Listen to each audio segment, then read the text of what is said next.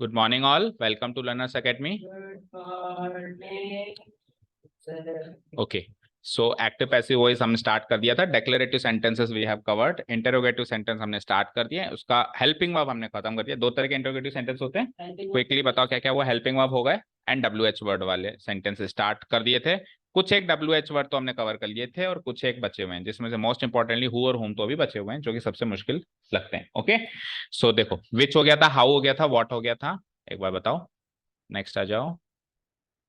Who तो बाकी है, सॉरी. ये वाले चल रहे थे शायद, है ना. तो उसके बाद तो नेक्स्ट हुई है नहीं. देखो, वाई हो गया था. ये इसमें से कुछ एक बचे थे आई गेस. चलो देखते हैं ना. Which colour do you like हो गया था. What books do you need हो गया था. ये भी हो गया था. इसका आंसर हो गया था. ये लिखो, what did you give Alok yesterday. यहां से करना है, याद आ गया मुझे. डबल ऑब्जेक्ट वाले, डबल ऑब्जेक्ट वाले नहीं किए थे हमने, है ना.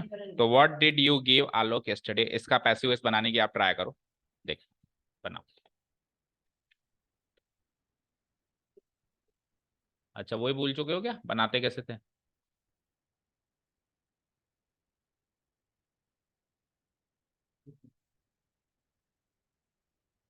What did you give Alok yesterday, आपने कल आलोक को क्या दिया.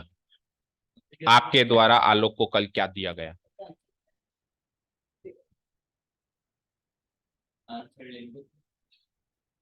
अब फालतू की बकवास बंद करो. सक्षम एंड मयंक. दिख रहे हो आप, मस्ती करते हैं. बनाओ जल्दी. और मुझे नहीं, पूरी दुनिया को दिख रहे हो.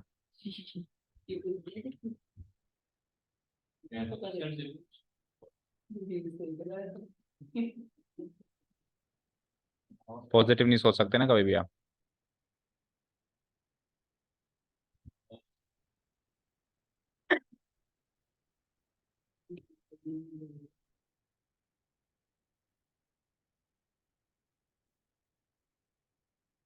बनाइए फटाफट. What did you give Alok yesterday. मैंने कहा था नेक्स्ट क्लास में कोई किसी को कोई फॉर्म नहीं बताएगा, और पूछेगा तो मैं मुर्गा बना दूंगा. ये भी कहा था मैंने कि एक वीक का टाइम दे रहा हूँ, बहुत सारी फॉर्म्स, कम से कम 100-200 फॉर्म्स पढ़ के आओ नेट से. 100-200 भी पढ़ के आएगा ना तो छोटी मोटी कवर 100-200 खूब है, और 100-200 से बाहर नहीं जाता. अरे गूगल खोलो भैया, गूगल खोलो और पहले पेज पे आपको 100-200 दिखा देगा. एक बार रीडिंग भी लगाओगे ना तो याद हो जाएंगी. बना लिया, सबने बना लिया. बना लिया शैली. तो हम बेसिक अप्रोच यूज करते हैं. सबसे पहले हम इसका डेक्लेरेटिव स्ट्रक्चर बना देते हैं, और डेक्लेरेटिव स्ट्रक्चर का पैसिव वॉइस बनाना हमको आता है.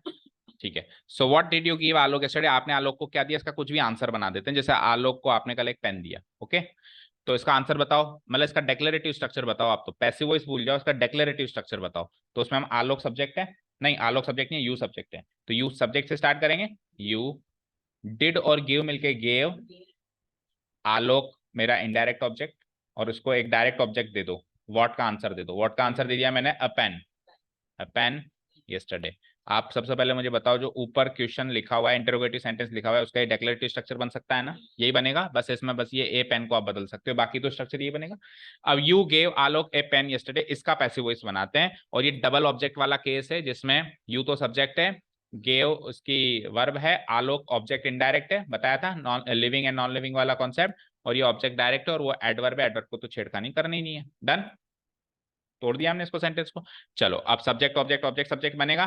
तो जब दो अगर ऑब्जेक्ट है तो दो पैसिव वॉइस बन सकते हैं. एक किससे बनेगा, इनडायरेक्ट से. एक किससे बनेगा, डायरेक्ट से. तो सबसे पहले शैली मुझे बताओ, ऑब्जेक्ट इनडायरेक्ट से पैसिव वॉइस बनाएंगे तो क्या बनेगा. आलोक से क्या बनेगा बोलो. हाँ, आलोक. गेव किस में चेंज हो जाएगा, वॉज या वर प्लस थर्ड फॉर्म, तो आलोक के हिसाब से वॉज गिवन. और फिर जब ऑब्जेक्ट इनडायरेक्ट से बनाते हैं तो object direct as it is लिख देते हैं, पेन. फिर यू का क्या होगा, यू का क्या होगा, बाय यू. और यस्टरडे एडवर्ब में नो चेंज.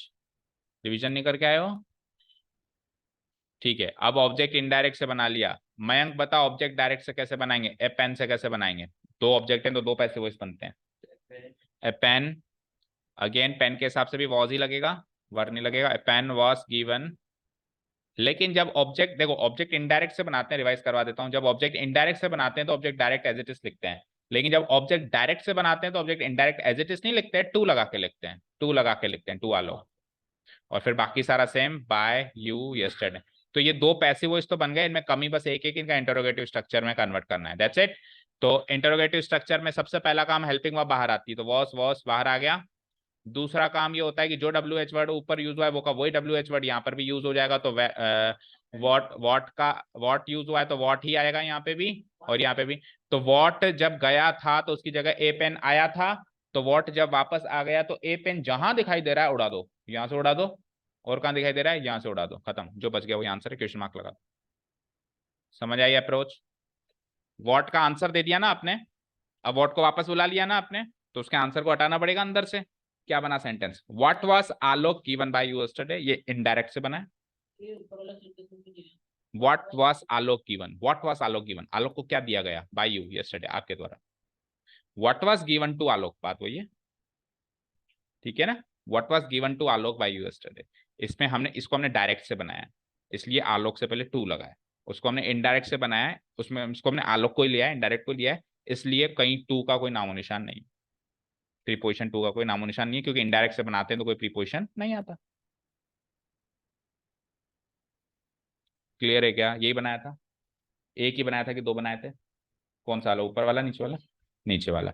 बट अगर दो ऑब्जेक्ट्स हैं, अब आपको पिक करना होगा, what did you give Alok yesterday, sentence में दो ऑब्जेक्ट्स हैं, एक तो आलोक को दे रहे हो और एक कुछ दे रहे हो, तो आलोक लेने वाला है, उसको कुछ मिल रहा है, ये दोनों ऑब्जेक्ट्स होंगे। तो दो ऑब्जेक्ट्स हैं तो पैसिव वॉइस भी दो बनेंगे, क्योंकि एक्टिव पैसिव का रूल यही कि object become subject, subject becomes object. जब ऑब्जेक्ट ही दो हैं तो एक उससे बनेगा, एक इससे बनेगा, ठीक है। क्लियर, बोलो, कैसे सदमे में आ गया। व्हाट वाज आलोक गिवन, मैं कहूँ व्हाट वाज चर्चित गिवन, यानी चर्चित को क्या दिया गया बाय यू, आपके द्वारा यस्टरडे। बस ये है कि इसमें आलोक का जिक्र पहले हो गया ना। देखो ऐसे समझो, ऐसे समझो, चलो, जिस सेंटेंस में, ध्यान से सुनना, इनडायरेक्ट ऑब्जेक्ट का जिक्र पहले हो जाए उसमें कोई प्रीपोजिशन नहीं लगेगा, और जिस सेंटेंस में उसका जिक्र बाद में हो उसमें टू लगेगा। तो आलोक का जिक्र पहले हो गया तो कहीं भी सेंटेंस में कोई टू प्रीपोजिशन नहीं है, इसमें आलोक का जिक्र बाद में हुआ तो आलोक से पहले टू आएगा, ये एक शॉर्टकट मान सकते हैं, ठीक है ना। इनडायरेक्ट ऑब्जेक्ट के जिक्र पहले हो रहा है तो फिर नो प्रीपोजिशन, एंड बाद में हो रहा है तो विथ टू प्रीपोजिशन उसको इस्तेमाल करना है। और ये प्रीपोजिशन भी फोर बन जाता है कुछ स्पेशल केसेस में, वो हमने कवर किए थे जब हमने डबल ऑब्जेक्ट के क्वेश्चंस किए थे। हाँ, find Colgate by bring back, तो उसमें ये टू भी क्या बन जाता है, फोर बन जाता है, ठीक है। चले नेक्स्ट पे, इसका आंसर नोट करें। So the final answer is, conversion के बाद, what was Alok given by yesterday, question mark लगाना मत भूलना, and what was given to Alok by you yesterday. Next, who did it, चलो जी, हु और होम के सेंटेंस। हु डिड इट, बहुत छोटा सा सेंटेंस है, हु डिड इट, किसने किया ये, इसको आप ट्राई करो पैसिव वॉइस में चेंज कर।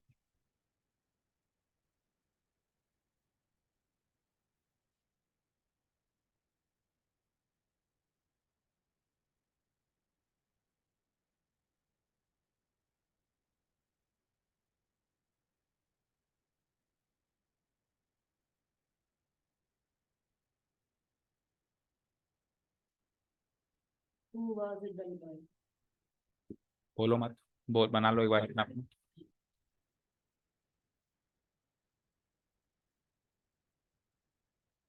मैंग बन गया था पिछली बार कोई एक भी,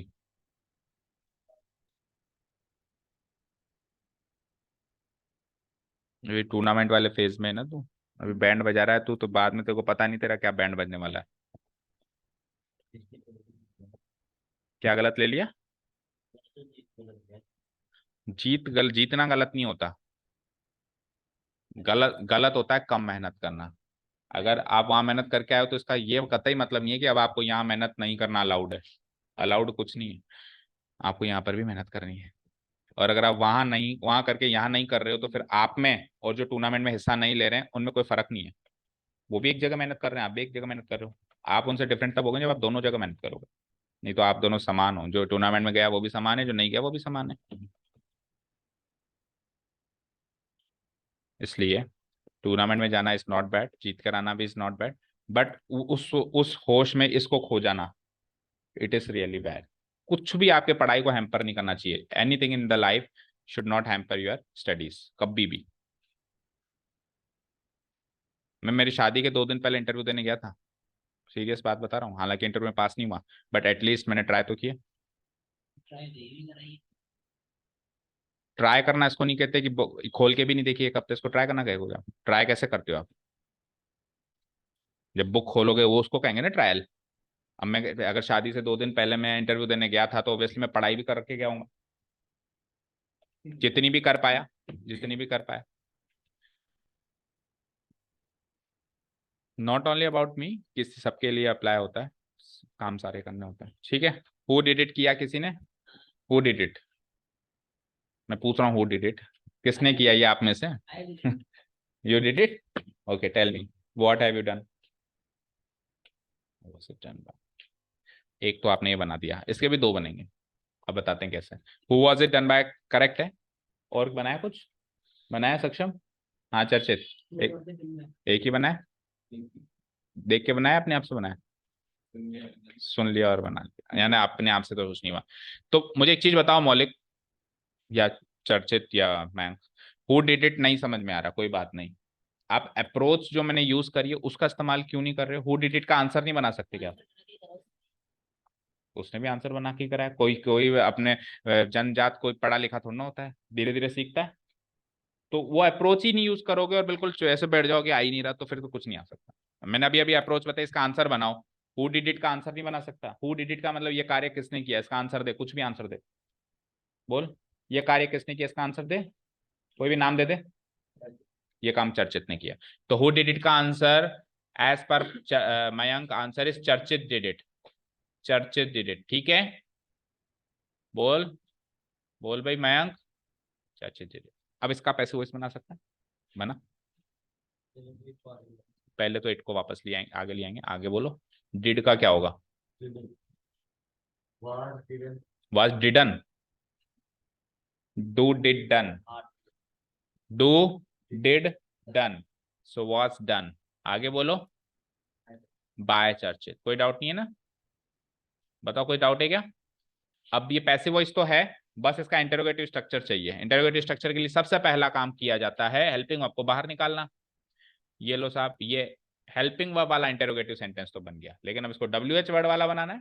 तो WH वर्ड वाला बनाने का पहला तरीका तो ये है कि मैं हु को क्या कर दूंगा, हु को क्या कर दूंगा, मैं इधर लिख दूंगा एज इट इज।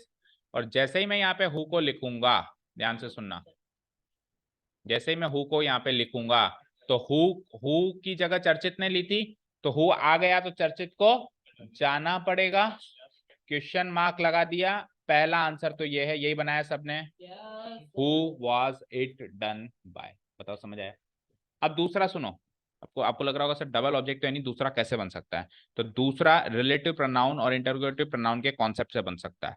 हमने सीखा था, याद हो आपको, कि हु और बाय मिलके बाय हुम बन जाते हैं।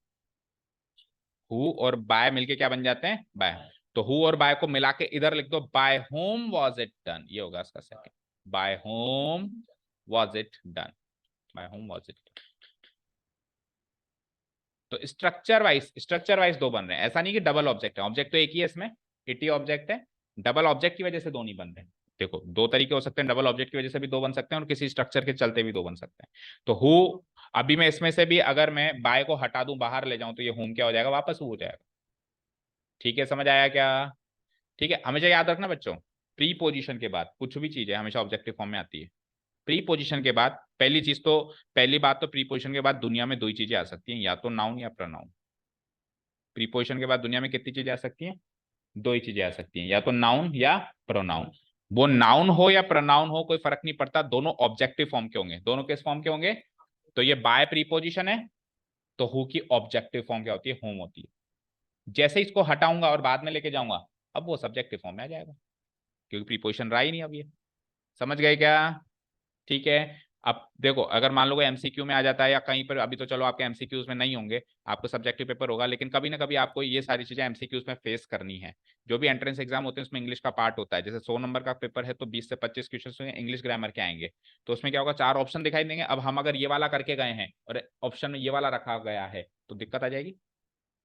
आप कहोगे none of this, none of this भी आ गया तो आप ऐसा तो देखोगे ही नहीं भाई, ऐसा तो होता ही नहीं है, और नन ऑफ दिस को टिक कर लो, गलती हो जाएगी ना, इसलिए दोनों याद रखना है। क्लियर है क्या?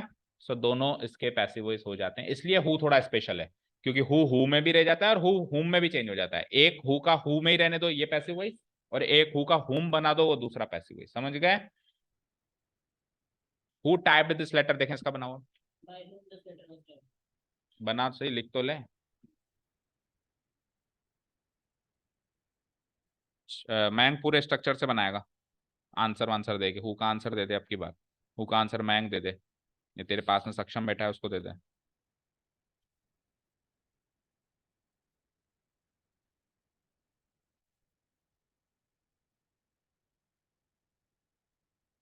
दोनों आंसर देने के? यस, दो पैसिव वॉइस बनेंगे तो दोनों आंसर देने हैं आप। क्या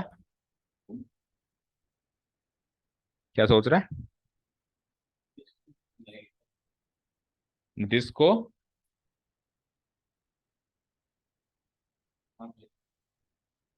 दिस की कोई सब्जेक्टिव ऑब्जेक्टिव फॉर्म होती है क्या? सब्जेक्टिव ऑब्जेक्टिव फॉर्म किसकी होती है? पर्सनल प्रोनाउन की होती है। दिस कोई पर्सनल प्रोनाउन है क्या? या तो नाउन की होती है, नाउन की भी सेम ही रहती है।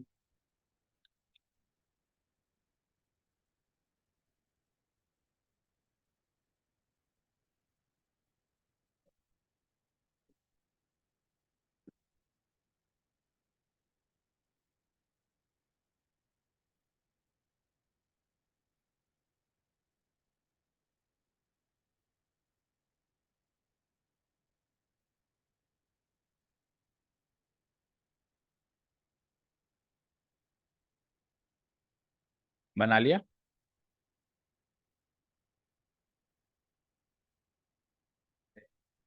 क्यों नहीं बैठ रहा भाई? हु का आंसर दे, फटाफट बोल, हु का आंसर बोल जल्दी से। अरे हु का एक आंसर दे दे, क्या सोच रहा है? ये लेटर किसने टाइप किया, कोई भी नाम बता। इतना अरे एक नाम बोल दे, हु का आंसर दे दे ना, कोई भी नाम दो बोल दे, यूज एनी नाउन, ये प्रोनाउन भी यूज कर सकते। क्या? नमन, इतना सोच के बताया भाई साहब, नमन।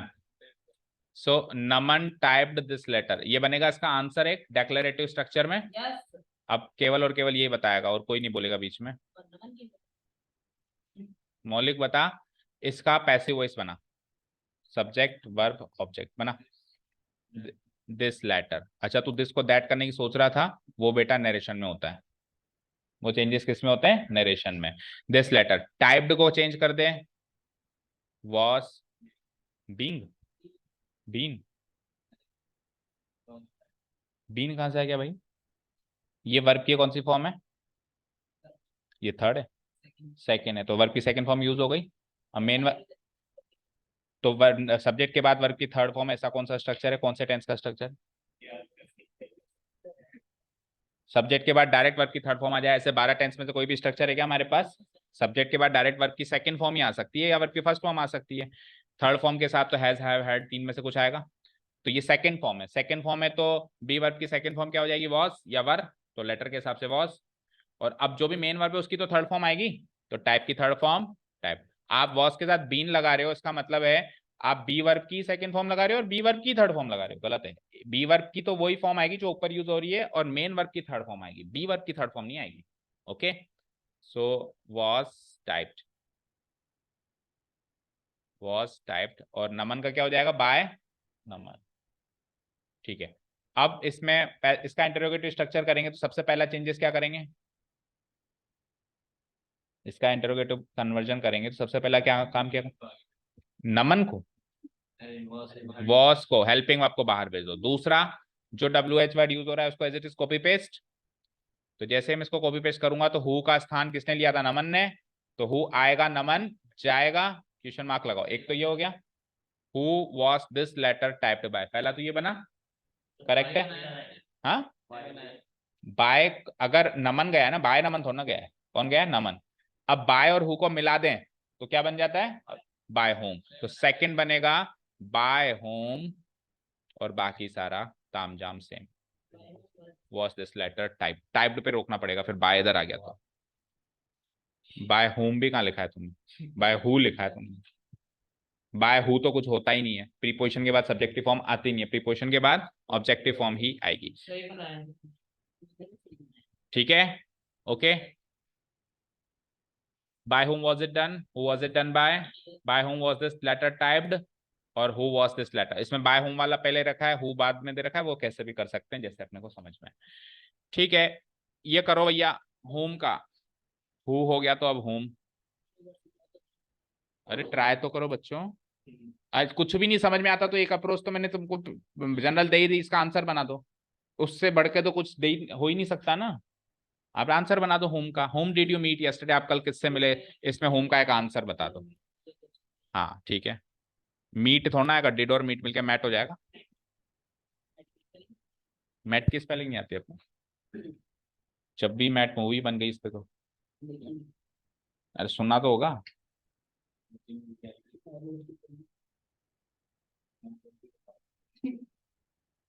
क्या कह रहा है, बच्चे हो भी तुम, करो करो।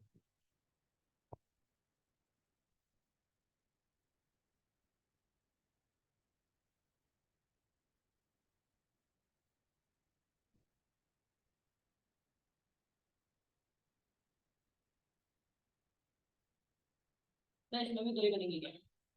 सोचो ना बेटा, बताते हैं फिर देखें, दो किस कारण से बने थे पहले वो चेक करो, अगर वो कारण इसमें भी है तो इसमें भी बन जाएंगे, और नहीं है तो नहीं बनेंगे। तो हु और होम रियली सबसे इंपॉर्टेंट और सबसे डिफिकल्ट टास्क होता है एक्टिव पैसिव में, हु और होम। ठीक है, अच्छे अच्छे नहीं बना पाते इसको।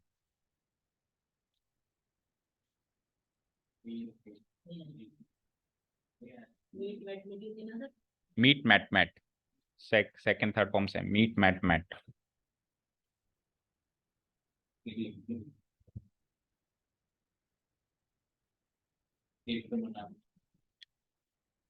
एक बना लिया तो हो सकता है एक ही बनता हो, दूसरा कोई कंपलसरी थोड़ा ना कि बनेगा ही बनेगा। बाय हूँ मैं दे रहा हूँ शायद। लगा दे,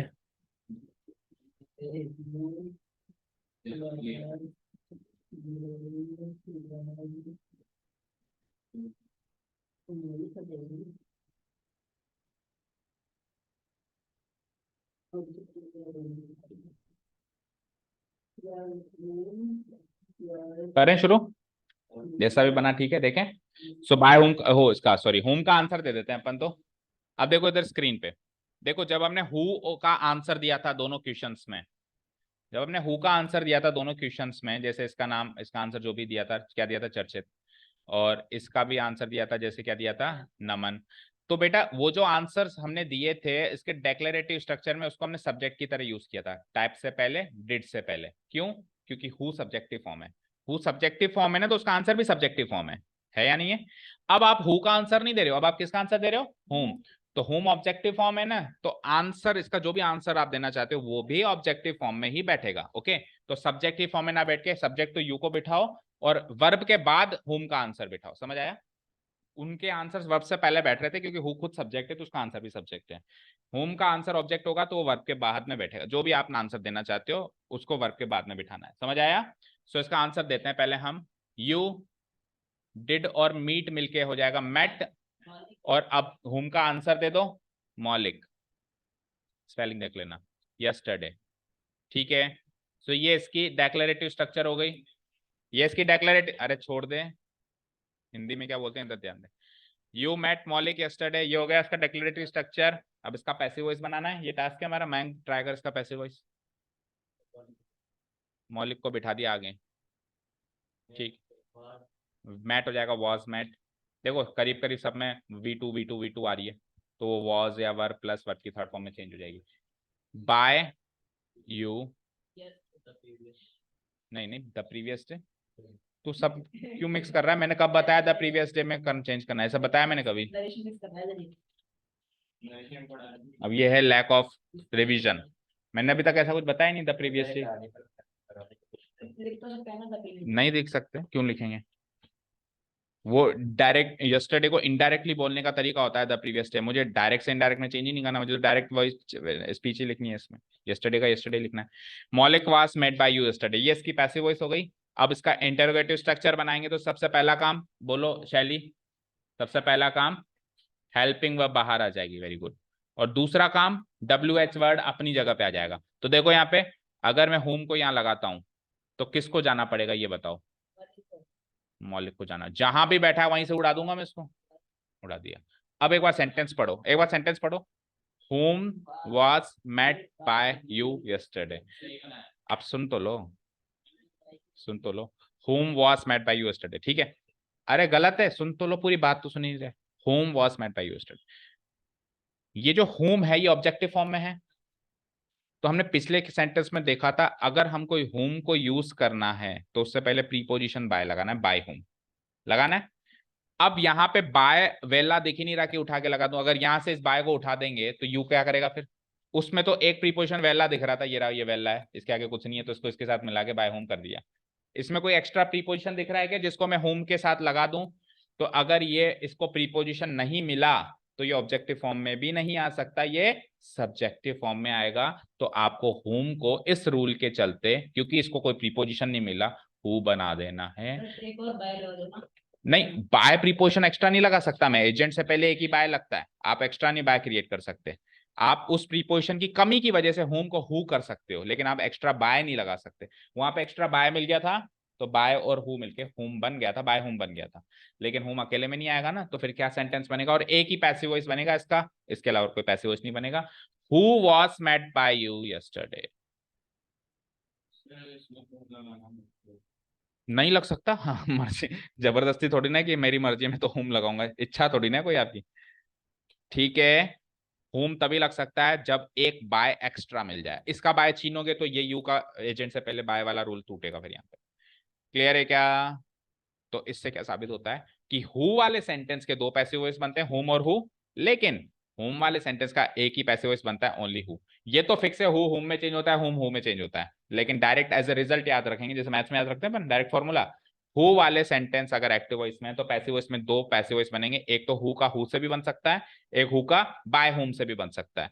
लेकिन होम वाले का केवल और केवल एक ही बनेगा, वो होगा हु से, ओनली एंड ओनली हु से होगा, इसका होम से या बाय होम से नहीं होगा। अभी आते हैं, उसमें भी आते हैं। इतना समझ आया? ओके, तो आपने छेड़ ही दिए बात, तो वही ले लेते हैं फिर, अभी शायद वही ही है नेक्स्ट भी। सो सेंटेंस मतलब passive voice who was met by you yesterday, ये बनाया हमने भी। ओके, अब डबल ऑब्जेक्ट सीखे पहले हमने, आज सबसे पहला काम हमने वही किया। डबल ऑब्जेक्ट में दो पैसिव वॉइस, फिर हु और होम सबसे भयानक, जिसमें भी डबल डबल बने। अब क्या होगा सोचो, जरा जरा सोचो, जब इन दोनों का कॉम्बो पैक आएगा, जब इन दोनों का कॉम्बो पैक आएगा, मतलब हु और होम वाले सेंटेंस भी है और साथ में डबल ऑब्जेक्ट भी है, हु और होम वाले सेंटेंस भी और साथ में डबल ऑब्जेक्ट भी है, इन दोनों का कॉम्बिनेशन। तो कितने सेंटेंस, कितने पैसिव वॉइस बनेंगे वो भी सोचना है, और उनकी कॉम्प्लेक्सिटीज को भी ध्यान देना है। शुरू करें, और ये इसका टफेस्ट पार्ट है इस इंटरोगेटिव सेंटेंस का। Who taught you physics, sentence छोटा सा, ये 4 शब्दों का ही, लेकिन इसमें हु भी आ गया और आप इसका आंसर बनाओ तो डबल ऑब्जेक्ट भी आ गया, क्योंकि यू को पढ़ाया जा रहा है और यू को क्या पढ़ाया जा रहा है? फिजिक्स। तो यू तो रिसीवर हो गया, तो इनडायरेक्ट ऑब्जेक्ट, और उस रिसीवर को जो भी चीज रिसीव हो रही है, फिजिक्स रिसीव हो रही है उसको, तो फिजिक्स हो जाएगा डायरेक्ट ऑब्जेक्ट। तो दो ऑब्जेक्ट्स हो गए हमारे पास, और हु के वैसे भी दो बनते ही हैं, हमने अभी अभी सीखा था डायरेक्ट रूल में। बनाओ, कोशिश करो, कितने बनेंगे ये सोचो। हाँ ठीक है, सुपरमैन है आपके फिजिक्स टीचर का नाम? अंशुमैन, अच्छा।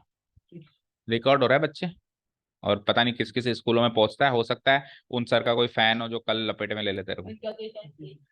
इनका काफिला चलता है। हाँ, तो वो काफिला ही ले लेते को लपेटे में। बच के जाना, कल से हेलमेट वेलमेट पहन के जाना, बॉडीगार्ड लेके जाना।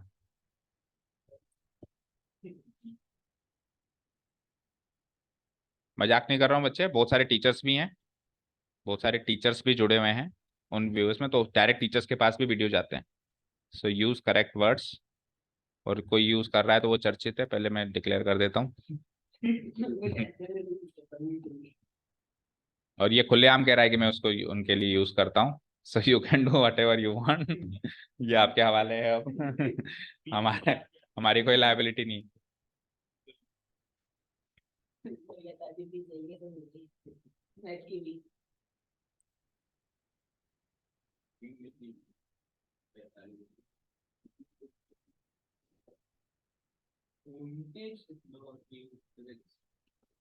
फीस से याद आया, फीस जमा करानी है आप लोगों को, केवल और केवल क्लास 10th में 2 बच्चों की आई है अभी, ईशानी एंड विनीत, और इंग्लिश की भी लानी है, इंग्लिश वालों को इंग्लिश की भी लानी है, ठीक है शैली, मैथ्स की इंग्लिश की दोनों की लानी है। अभी क्लास 9 में वो नहीं किया अनाउंस, आजकल में अनाउंस कर देंगे कि सेकंड इंस्टॉलमेंट लगेगा।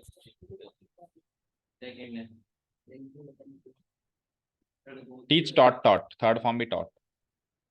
यार खुद सोच लिया करो ना, टीच टॉट, अब ऐसा तो कभी सुना ही नहीं टॉटन, टॉटन तो सुना नहीं, टीचन सुना नहीं, ये जनरली यूज्ड वर्ड्स ही तो हैं जो डेली नाम में हमारे कानों में टकराते हैं, बोलते हैं, सुनते हैं।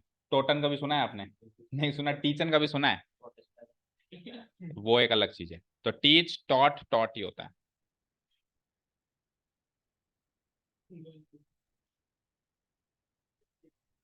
बना लिया शैली? ट्राई करो।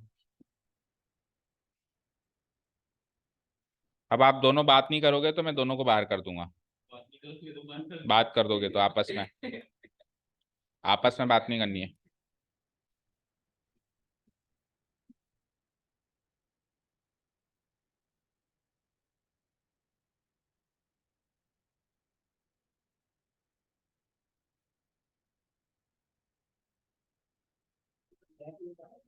बैठाओ। दो कितना इजी सा सेंटेंस है, 4 शब्दों का। पढ़ने में ऐसा लग रहा है काफी सरल है सर ये तो, इसका बना लेंगे हम, ऐसा फीलिंग आ रही है, लेकिन बनाने जा रहे हैं तो कॉम्प्लेक्सिटी सर।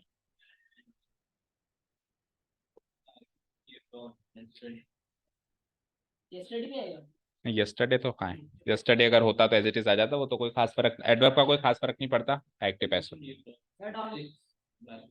एक का भी नहीं हुआ अभी तक। हुआ? कितने बनाए चलिए बता। 2। 2 से ज्यादा बनेंगे ऐसा नहीं लग रहा तेरे को? देखो 2 तो ऑब्जेक्ट हैं, और हु के वैसे ही 2 बनते हैं। नहीं तो दूसरे ऑब्जेक्ट से भी तो बना। हाँ।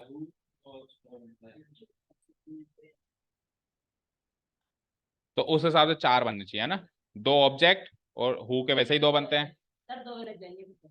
तो बनाओ, देखो कोशिश करो, आपको जो भी बन, जैसे भी टूटे फूटे बन रहे हैं सारे बनाओ एक बार, है ना। अगर नहीं बनाओगे ना तो कभी नहीं सीखोगे, भले गलत ही बनाओ पर बनाओ। बोल के मत बना, अपने मन में बना।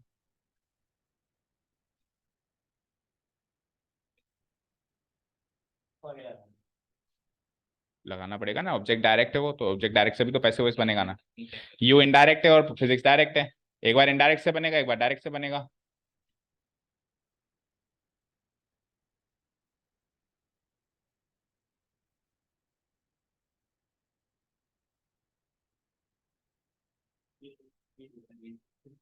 क्या?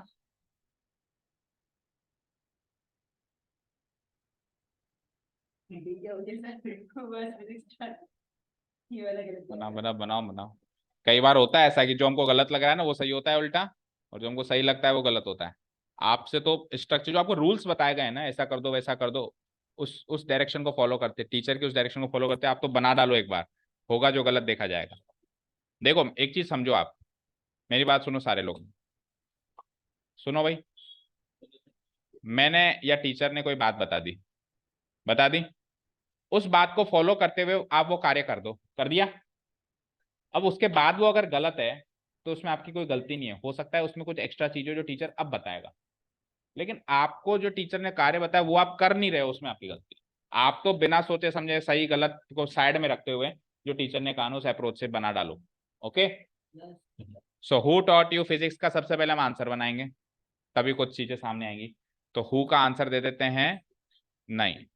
हमारे लिए तो फिजिक्स के एक ही टीचर हैं जो उनको हम अच्छे से जानते हैं, उनका नाम है, नहीं, वो तो 10th लेवल फिजिक्स वाला नहीं, विनय सर जो निवाई के रेप्यूटेड टीचर हैं, तो हम उनका नाम ले लेते हैं। Vinay sir taught you physics, taught you physics. देखो अब इधर देखो, अब सब लोग इधर ध्यान दो। Vinay sir taught you physics, इस सेंटेंस को स्ट्रक्चर वाइज ब्रेक करें तो Vinay sir will be the subject, taught will be verb, you हो जाएगा ऑब्जेक्ट इनडायरेक्ट रिसीवर, और फिजिक्स हो जाएगा ऑब्जेक्ट डायरेक्ट जो चीज रिसीव हो रही है। अब जब अपन पैसिव वॉइस बनाते हैं तो दो पैसिव वॉइस बनते हैं, सबसे पहले अपन इनडायरेक्ट से बनाएंगे, एक बार डायरेक्ट से बनाएंगे। तो जब हम इनडायरेक्ट से पैसिव वॉइस बनाते हैं तो मयंक बता क्या रूल्स, एक मिनट, जब अपन ऑब्जेक्ट इनडायरेक्ट से पैसिव वॉइस बनाते हैं तो क्या रूल्स होते हैं?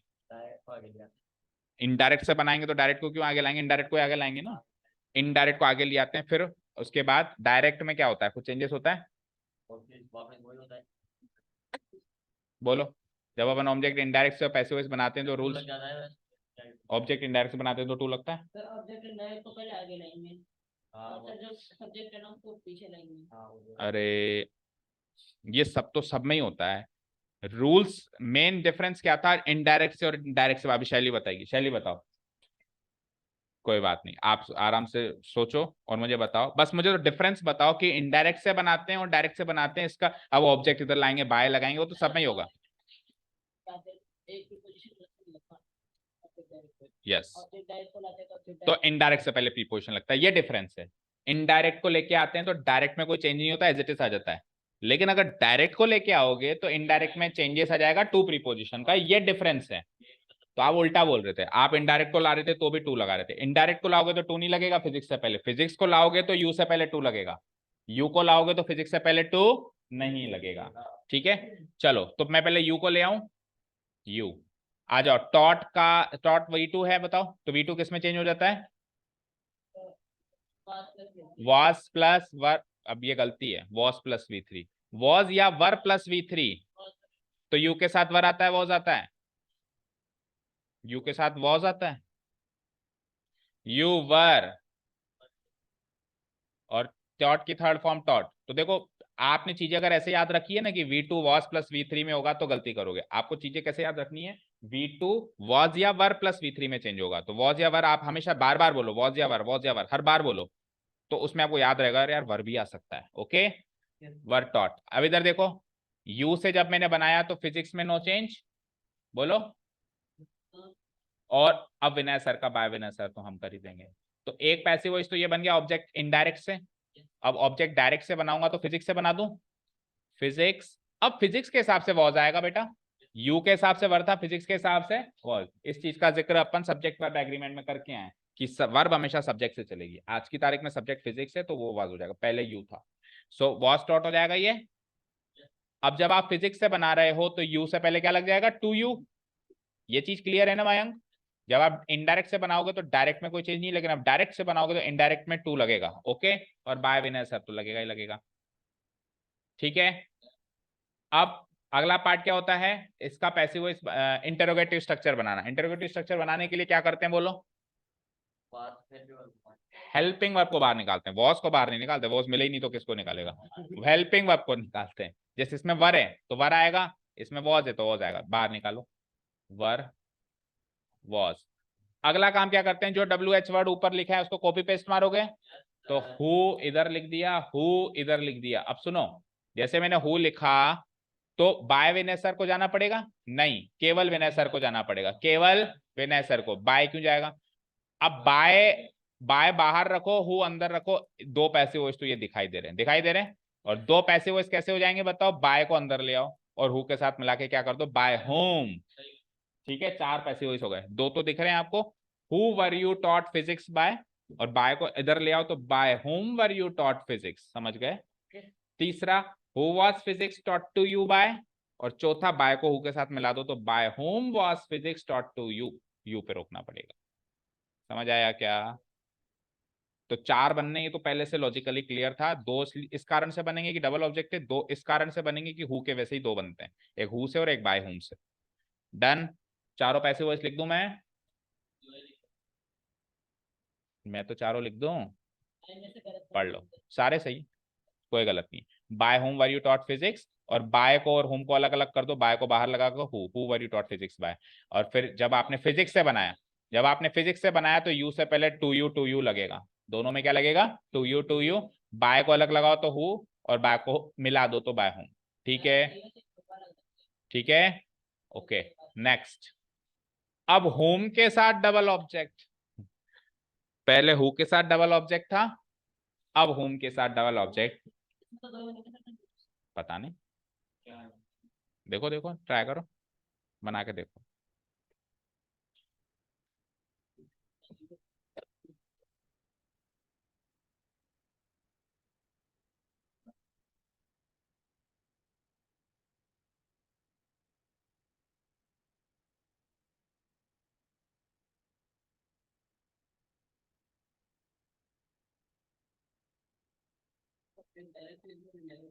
वो सब आपको सोचना है, आंसर बनाने के बाद नहीं पता चल रहा। लिविंग नॉन लिविंग का इतना अच्छा आपको पार्ट समझाया गया है, ये भी नहीं पहचानने में आ रहा कि लिविंग कौन है।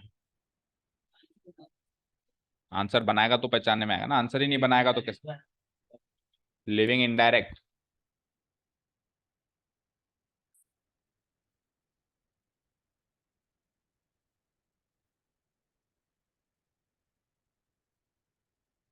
कमल सर आ गए भाई, बात करो। कमल कारपेंटर।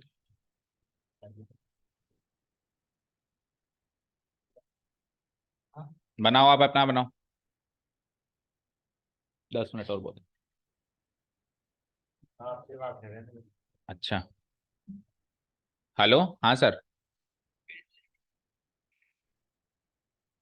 ये यही यही सेम यही नंबर है सर।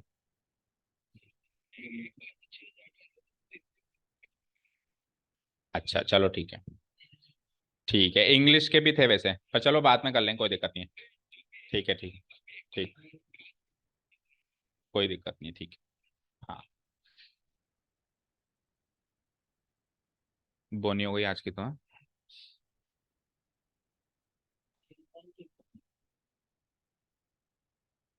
हाँ सर, हाँ वो मैथ्स की पता नहीं, कुछ दिन तो आई थी, समझ में भी आया, पर पता नहीं क्यों चली गई, बात भी नहीं करी। हाँ हाँ, हाँ हाँ, हाँ आप क्या करने तो अपने ज्यादा तो सर। हाँ, ठीक, ठीक है, ठीक है, ओके सर। हाँ,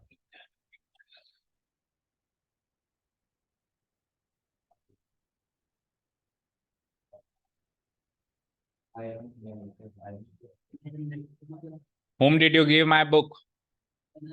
किसको दी मेरी किताब तुमने? छपी नहीं है तो कैसे देगा? छपरा के जैसा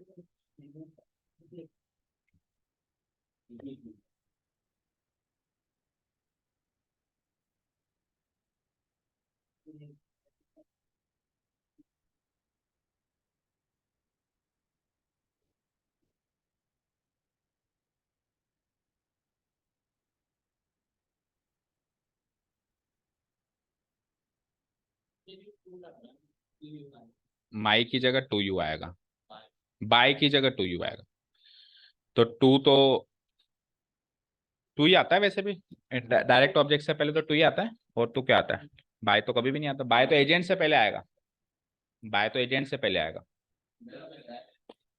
कितने बने चलिए बता, पैसे हुए कितने बनेंगे इसके? लोग तो दो ही रहे। चार कैसे बन गए? हुम से दो ना, दो बनते हैं, हु से तो दो बनते हैं, लेकिन हुम से तो एक ही बनता है, लेकिन पैसे हुए, लेकिन ऑब्जेक्ट दो हैं तो उस कारण से दो बनेंगे। एक ही क्यों बनेगा? दूसरा क्यों नहीं बन रहा, बनाना ट्राई तो कर। सर आंसर तो ये होना जैसे iron man give you man. हाँ, गिव नहीं गेव, हाँ, नहीं गलत, तो होम का आंसर सब्जेक्टिव फॉर्म में आ सकता है क्या? Give give man. यही तो सोचना है। हम्म, चलो बनाए। सर क्या ये क्या समझ नहीं आ डॉक्टर स्ट्रेंज की कुछ डॉक्टर स्ट्रेंज, ये क्या चीज है? का नाम है। वो क्या करता है? पहले डॉक्टर था, उसके बाद जादूगर इंग्लिश फिर वो क्या करता है जो? जादूगर है। तो जादूगर, है। उसका इससे क्या लिंक है? अभी इसका नाम क्यों आया सामने? वो टाइप करके दे दिया। वो टाइप करके दे दिया। पोर्टल खोल के दे दिया उसने, उस पोर्टल में क्या होता है? ट्रांसपोर्ट के लिए ये तो खोल के देखो तुम। अच्छा, कहीं भी पहुंचा देता है वो? आज जयपुर जाना है, मुझे पहुंचा देगा? बार बार कुछ नहीं कर। आ जाओ, रियलिटी पे आ जाओ, हाइपोथेटिकल सेंटेंसेस को भूल जाओ। आइए, तो home did you give my book, इसका आंसर बना रहा हूं मैं। देखो इधर देखो, यू से बनाऊंगा, मानते हो आप? अब कई बच्चे होम का आंसर, जैसे मान लो फॉर एग्जाम्पल राम देना है होम का आंसर, तो इधर इधर लिख रहे हैं राम, और सुनो डिड यू गिव मिलके गेव, और फिर यू लगा रहे हैं। ये गलत है। देखो, होम डिड यू गिव, आप हिंदी अर्थ कर दो ना, हिंदी अर्थ तो करना आता है, इंग्लिश मीडियम में पढ़ते हो। Home did you give my book, मेरी किताब आपने किसको दी, ये होगा इसका। दी किसने? यू ने। और होम का मतलब किसको, तो आपने किसको दी। इसका आंसर, इसका मतलब तो ये हो गया राम ने आपको दी, जबकि क्वेश्चन ये था आपने किसको दी। तो you is the subject here, you is the subject here. देखो, होम का आंसर ऑब्जेक्टिव फॉर्म में आएगा, और ऑब्जेक्ट कहां लगता है? वर्ब के बाद में। तो गिव के बाद में इसका आंसर, वर्ब के बाद में इस जगह फिट होगा इसका आंसर, गिव के बाद में। यू, डिड और गिव मिलके गेव, और होम का आंसर देना है अब इसका, जैसे राम दे दिया मैंने, you gave Ram my book. अब डबल ऑब्जेक्ट वाला सेंटेंस साफ साफ दिखाई दे रहा है आपको, जिसमें यू तो है हमारा सब्जेक्ट, सेंटेंस का सब्जेक्ट, गेव है वर्ब, राम है ऑब्जेक्ट इनडायरेक्ट, और माय बुक है मेरी ऑब्जेक्ट डायरेक्ट। तो अब राम से बना दे मयंक, राम से बना इस वाले सेंटेंस में। राम आगे, was given you my book. जब इनडायरेक्ट से बनाएंगे तो डायरेक्ट में कोई चेंज नहीं करेंगे, बाय यू। Very good. हाँ सक्षम, अब माई बुक से बना, इसमें माई बुक से बना, माई बुक आगे,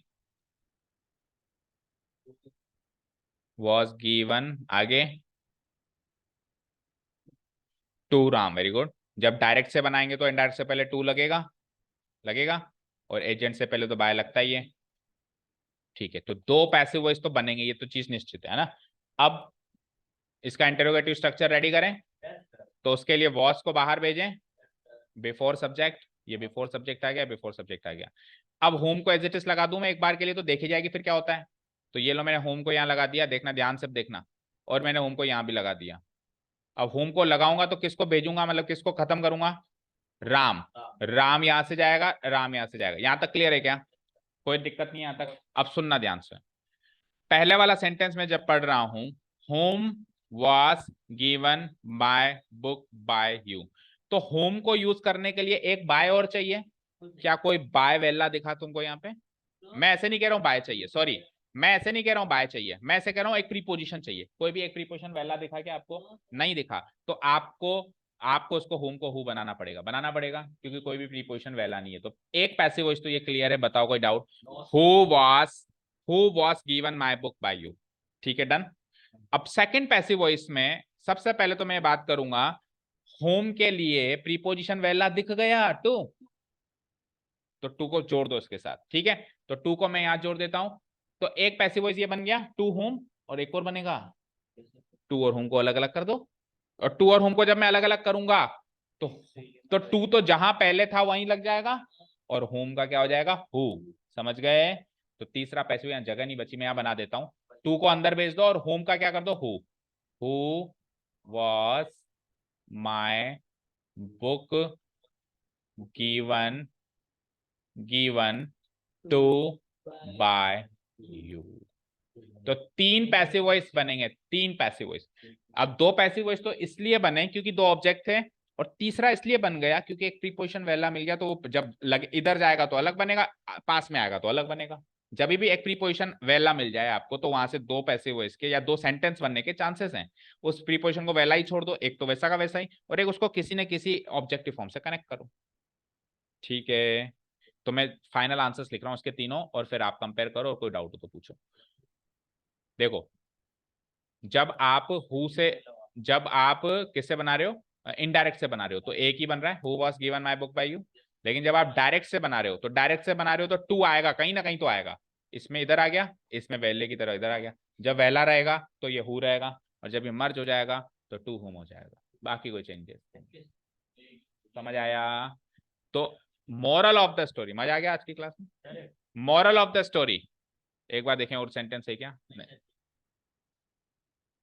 अब इंपेरेटिव सेंटेंस है जो नेक्स्ट क्लास में कवर करेंगे। पर moral of the story, moral of the story is कि डबल ऑब्जेक्ट से डबल पैसिव वॉइस बनते हैं, ये तो फिक्स होगी बात। कम से कम 2 तो बनेंगे, मिनिमम 2 तो बनेंगे डबल ऑब्जेक्ट से। अब बात करते हैं इंटरोगेटिव सेंटेंस की, बात हो रही है तो हु और हुम। तो हु वाले सेंटेंस में कितने ऑब्जेक्ट, हु वाले सेंटेंस में कितने पैसिव वॉइस बनते हैं? 2। एक तो हु का हु ही रह जाता है और एक हु का बाय होम हो जाता है। ठीक है, मैं लिख देता हूं। हु वाले सेंटेंस के डबल पैसिव वॉइस बनेंगे। कितने बनेंगे? डबल। एक तो हु का हु ही रहेगा और एक हु का बाय होम होगा। इसको चाहो तो आप अपने नोट्स में या कहीं नोट कर लेना बाद में। हु के 2 पैसिव वॉइस बनेंगे, तो हु का हु, अच्छा जब हु का हु ही रहेगा तब भी इसमें बाय कहीं ना कहीं लगेगा, लेकिन बाद में लगेगा, कहीं लास्ट में वैले रूप में पड़ा रहेगा। और एक क्या हो जाएगा? ये बाय होम। फिक्स है, फिक्स हो गई ये बात, तो हो गई। अब बात करते हैं होम्स की, बात बता दो सर। तो होम का एक ही पैसिव वॉइस बनेगा और वो बनेगा हु से। वो किससे बनेगा? हु से बनेगा, क्योंकि इसमें कोई प्रीपोजिशन मिलेगा ही नहीं इसको होम बनाने के लिए। तो होम का एक ही बनेगा, हु के 2 बनेंगे। अब दोनों के साथ डबल ऑब्जेक्ट आ जाए, तो अब दोनों के साथ क्या आ जाए? तो पहले हु के साथ डबल ऑब्जेक्ट आ जाए, who plus double object, who plus, तो इसके 4 बनेंगे। कितने बनेंगे? 4। 4 पैसिव वॉइस जब बनेंगे इसके, 1 2 3 4, तो क्या स्ट्रक्चर होगा उनका? उनका स्ट्रक्चर कुछ ऐसे होगा कि जब जब हु आएगा, 2 तो हु से बनेंगे, 2 तो हु से बनेंगे, उसमें बाद में बाय और बाद में बाय कहीं दिखाई देगा, और 2 बाय होम से बनेंगे। 2 किससे बनेंगे? बाय होम से। ऐसे ही बनाया हमने, उसमें बाय अंदर नहीं बाहर होगा, मतलब अंदर सेंटेंस में नहीं होगा, होम के साथ जुड़ा हुआ होगा। अब होम के साथ डबल ऑब्जेक्ट के 3 बनेंगे, अभी अभी बनाया हमने। होम के साथ डबल ऑब्जेक्ट आ जाए तो उसके 3 पैसिव वॉइस बन सकता है, 1 2 3। इसमें से 2 हु के साथ थे, याद करो। 2 तो हु के साथ थे, एक हु के साथ अकेला था और एक हु के साथ 2 के कॉम्बिनेशन में था। नहीं, इनडायरेक्ट ऑब्जेक्ट से पहले 2 ही आता है ना। हाँ, अगर वो बाय वो वाला अगर हो, बाय कॉलगेट वाला हो, तो उसमें 2 की जगह 4 आ जाएगा बस, बाकी तो 2 ही रहता है। ठीक है, तो एक तो हु के साथ कोई प्रीपोजिशन ना हो, वो वाला पैसिव वॉइस होगा। एक हु के साथ 2 प्रीपोजिशन हो, वो वाला पैसिव वॉइस होगा। और एक हु और 2 को मिला के 2 होम वाला भी पैसिव वॉइस इसमें बनेगा। तो ये 3 पैसिव वॉइस बनेंगे। तो ये मॉरल ऑफ द स्टोरी लेके जाओ, इसके बाहर कुछ आ ही नहीं सकता आपके लेवल पे, हु और होम की बात करें तो, या इंटरोगेटिव सेंटेंस की बात करें तो। हाईएस्ट अटमोस्ट लेवल की डिफिकल्टी वाले सेंटेंस हमने सॉल्व कर ली। सर वो के अंदर फिर वर्ब के बाद लगता है होम के अंदर वर्ब के, हाँ, उसका जब आप डेक्लेरेटिव स्ट्रक्चर बनाते हो, अगर इंटरोगेटिव बनाओगे तो हमेशा ही वर्ब पहले आएगी, सब्जेक्ट बाद में आएगा। इंटरोगेटिव का तो स्ट्रक्चर ही होता है, लेकिन जब आप डेक्लेरेटिव स्ट्रक्चर बनाते हो तो होम का आंसर वर्ब के बाद में आएगा। डन है सारी बात? अब हमने declarative structures and interrogative structures के दोनों part, helping verb and main WH word और WH वर्ड के सारे पोर्शन कवर कर लिए हैं, डबल ऑब्जेक्ट भी कवर कर लिया है। अब क्या बचता है? Imperative sentence. इंपेरेटिव सेंटेंस के बाद बचता है विशेष वाले सेंटेंस, और विशेष वाले सेंटेंस के बाद, नहीं, विशेष वाले सेंटेंस नहीं है, सॉरी, विशेष वाले डायरेक्ट इनडायरेक्ट में एक्सक्लामेटरी सेंटेंस, एक्सक्लामेटरी सेंटेंस। और फिर कुछ स्पेशल टॉपिक है इसमें, टू इन्फिनिटी वाले वर्ब का कैसे पैसिव वॉइस बनेगा, वो थोड़ा सा हल्का सा डिफिकल्ट पोर्शन है, वो भी हम कवर करें। ठीक है, नेक्स्ट क्लास में अपन इंपेरेटिव स्ट्रक्चर स्टार्ट करके खत्म करेंगे, छोटा सा इजी सा टॉपिक। अब तो वही वीकेंड पे होगी, जन्माष्टमी अब आएगी। नहीं, गणेश चतुर्थी नहीं आती, छुट्टी हमारी। शाम को ले लो, छुट्टी नहीं आती ना। 5 बजे बाद सुबह लोगे ना। अच्छा, 10th की सुबह, ये मैथ्स की सुबह लेंगे। हाँ, तो फिर अगर ऐसा कुछ डिसाइड हो गया तो फिर ले लेंगे, कोई प्रॉब्लम नहीं, टाइम मिल जाएगा तो कोई दिक्कत ही नहीं है ना। ठीक है, आपका तो अब कुछ कंफर्म ही नहीं है, क्या करें? सर मैं क्या करूँगा, जीतता नहीं तो सही रहता, अगर जीत गया नहीं तो तेरा कंफर्म नहीं है, कोई बात नहीं, पर तू घर पे पढ़ाई तो कर। सर। तू कहाँ वीडियो से कवर कर रहा है चीजें? तू को जो एब्सेंट होता है उसको तू वीडियो नहीं देखता, ना नोट्स बनाता है, ना क्या करता है। सर मैं खुद ही कर लेता हूँ सर। खुद तो फिर वैसे ही कर ले, फिर ट्यूशन ही क्यों आ रहा है? बेटा, जो टीचर ने क्लास में बात कही है उसको सुनना जरूरी है, आज नहीं तो कल। आज छुट्टी पे है तो कल सुनना जरूरी है, ऐसे नहीं कर सकता है तो मैं खुद ही कर लूंगा, फिर तो सारी चीजें तो खुद ही कर ले, फिर तेरे को जरूरत ही नहीं है टीचर की। बिना गुरु के ज्ञान नहीं हो सकता, कितनी भी किताबें पढ़ ले, ये सतयुग से चलती हुई सच्चाई है। प्रभु श्री राम को भी उनके गुरु से ज्ञान हुआ, प्रभु श्री कृष्ण को भी उनके गुरु से ज्ञान हुआ, जितने भी पीर पैगंबर हुए हैं सबको अपने गुरु से ज्ञान हुआ है। बिना गुरु के कोई ज्ञान प्राप्त नहीं कर सकता। ठीक है, तो ये अटल सच्चाई है। तो अगर हम एब्सेंट है तो क्लास की रिकॉर्डिंग सुननी है आपको, कैसे मैनेज करोगे वो सोचो आप। इस बात पे फोकस मत करो कि क्या करना है, इस बात पे फोकस करो कि अब मुझे ये वीडियो कैसे मैनेज करना है। ओके, जाओ। Thank you so much for listening to us, have a nice day, keep learning, bye.